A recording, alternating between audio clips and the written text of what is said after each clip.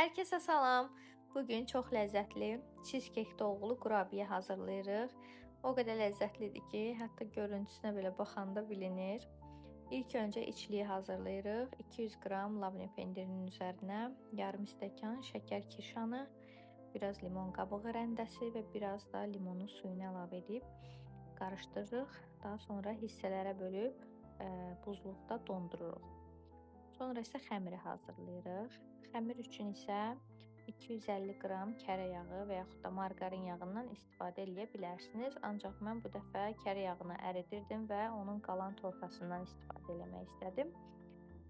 Onu belə dəyərləndirmək istədim. Üzərinə 1 stəkan yarım şəkər tozu, biraz limon qabığı rəndəsi, biraz limonun suyunu, 1 paçka vanilin əlavə edirik. 3 yumurta əlavə edirik. Qarışdırırıq.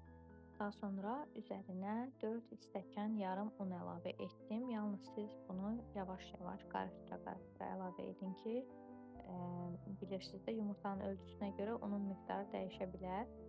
Bir paket də qabartma tozu əlavə edirik. Bu şəkildə ələ yapışmayan yumşaq bir xəmir alınır. 15 dəqiqə soyuducuda dinləndiririk və sonra içinə içlikdən əlavə edib forma veririk.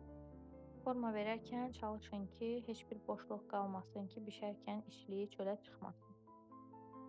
Sonra qızlar 200 dərəcədə alt-üst qanlı şəkildə üzəri və altı qızarana kimi bişiririk. Yəni azca qızaracaq, çox qızarmayacaq və yumşaq olacaq bişdikdən sonra. Yəni narahat olmayın. Soyuyandan sonra özü biraz bərkiyir.